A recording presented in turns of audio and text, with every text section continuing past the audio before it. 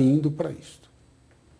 No estado de São Paulo, o volume de processo é muito grande e ineludivelmente.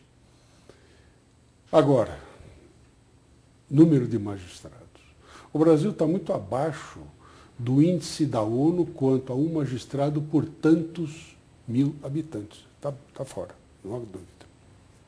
Aliás, o Brasil está fora em vários padrões do IDH. Está fora. Principalmente do ponto de vista social. Não digo do ponto de vista econômico e nem financeiro, que com os índices, de uma maneira ou de outra, a economia brasileira, se é que não estou avançando em setor que não é da minha área, foi a primeira, uma das primeiras a sair da crise mundial. Mas internamente, investimento é fundamental. Não adianta se aumentar o número de juízes se não está completo o sistema informático. Se a legislação é complicada, ela não é prática. E mais, se o poder público ainda continua com privilégios legais que ninguém tem, é só o Brasil que tem isso. Prazo em dobro, prazo em quadro, o recurso obrigatório. O Estado, na verdade, ele é um cidadão beneficiado na relação processual. Que devia ser até o contrário. Lógico, ele devia ser mais igual força cidadão. Do que o... Mas não, isso é uma prepotência legal a favor do Estado. Estado forte, não, isso não é Estado forte. Isso é Estado fraco. Por quê? Parece que o Estado tem medo de se desvestir das suas prerrogativas absurdas. Está na hora, isso é fruto da ditadura, que lá se vão mais de 50 anos. Então, veja, meu querido Luciano, é uma somatória, não é uma contradição. Aumenta-se o número de juízes, maiormente no estado de São Paulo, são 275 comarcas, 56 circunscrições judiciárias, mas, paralelamente, aumenta-se a investimento, o quadro de funcionários, a informática, a condição de trabalho, o gabinete para o juiz, o assessor para o juiz de primeira instância, igualmente em segunda instância. Então não adianta cobrar, aquele que cobra tem que dar os meios. E na gestão que se findou, daí um motivo de alegria para mim, entre outros motivos. Porque as tristezas fazem parte do jogo e até do dia cinzento. Ora faz sol, ora não faz, enfim, chove. Mas todos os concursos abertos. O tribunal não tem necessidade de abrir concurso para escrevente. É só convocar todos os aprovados, que é o que vem sendo feito. Na minha gestão, isso ultrapassou de 2.200. Por mais que se queixa, pelo menos cada circunscrição recebeu de 1 ou 2 ou 3 concursados. Assistentes sociais, psicólogos, médicos, enfermeiros.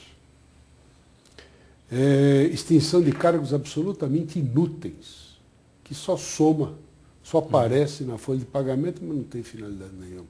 Também a extinção, uma revisão administrativa das funções foi feita, mas gestão documental foi implantada, o núcleo de controle está aí, fazendo um belíssimo trabalho, comissões de arquivo trabalhando muito bem, no sentido de agilizar discussão sobre câmaras virtuais, câmaras digitais, câmaras regionais. Quer dizer, se criou uma nova estrutura. Está tudo aí. Colocou alicerce para a próxima gestão. Está tudo aí. A próxima gestão, muito bem dirigida pelo meu querido colega, meu querido amigo, desembargador Viana Santos, tem tudo para executar. E se não lhe for possível pelo tempo, outras gestões terão como dar vazão a isso. Alguns estados já avançaram muito, mas do ponto de vista da organização judiciária são menores. E mais, o Tribunal de Justiça tem projetos na Assembleia que vêm completar essa infraestrutura. O projeto que atribui as custas exclusivamente aos tribunais de justiça, cumprindo a Constituição, é uma necessidade, queiram ou não queiram, alguns estados já têm, mais assistentes para os desembargadores, com isto, além de dar emprego, Só cria uma ajuda o desembargador. E cria uma agilidade nesse volume. Exatamente. E tem projeto que institui o assessor para o juiz de primeira instância. Portanto, me focar nesses dois temas, mas eu preciso fazer um breve intervalo para a gente saber em que ponto que o magistrado deve atuar. Nós estamos, portanto, com essa coroa. Resta saber qual é o botão que vai ser agilizado. Eu peço sua licença, nós vamos para um rápido intervalo e já voltamos. Estamos de volta com Frente a Frente com a Justiça, nessa oportunidade tendo uma verdadeira aula de administração do Poder Judiciário, uma aula proferida pelo meu amigo, o desembargador Valim Belloc, que foi presidente do Tribunal de Justiça do Estado de São Paulo.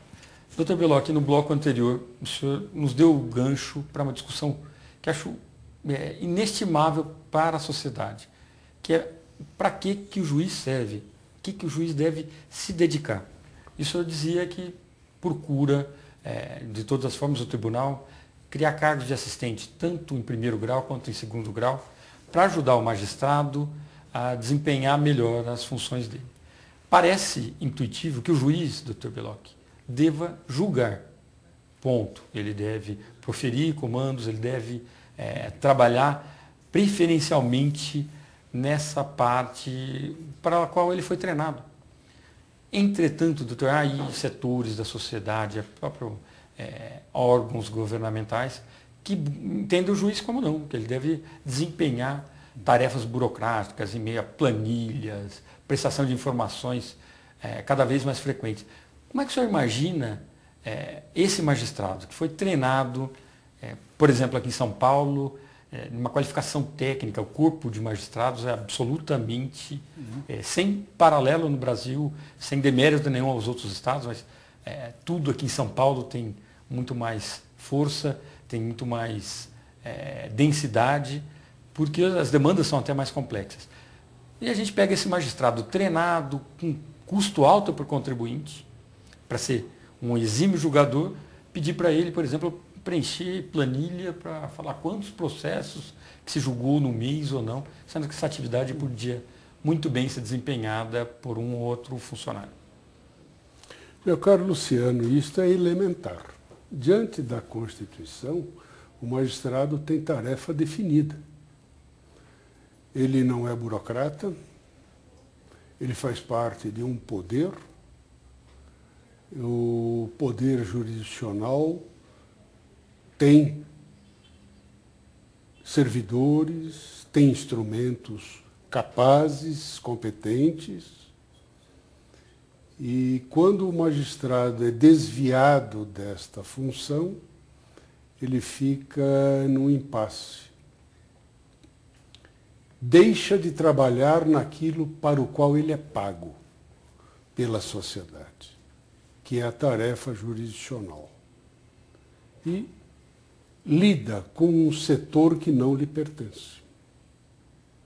Isto é um desvio, é uma deformação que está virando uma deformação institucional. Isto já foi conversado ao tempo da gestão anterior, vem sendo conversado pelo meu querido sucessor com setores responsáveis. Há necessidade de um paradeiro, porque até quando o desvio de finalidade vai continuar? É uma pergunta, parafraseando até a época do presidente John Fitzgerald Kennedy, é a pergunta que não quer calar. Até quando? Cobra-se o magistrado, mas se impede que ele cumpra a sua tarefa.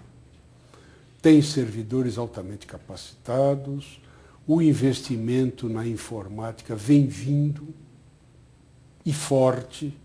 No estado de São Paulo são 420 milhões de reais para informatizar a vara das execuções criminais, a vara das execuções fiscais e o Poder Judiciário como um todo.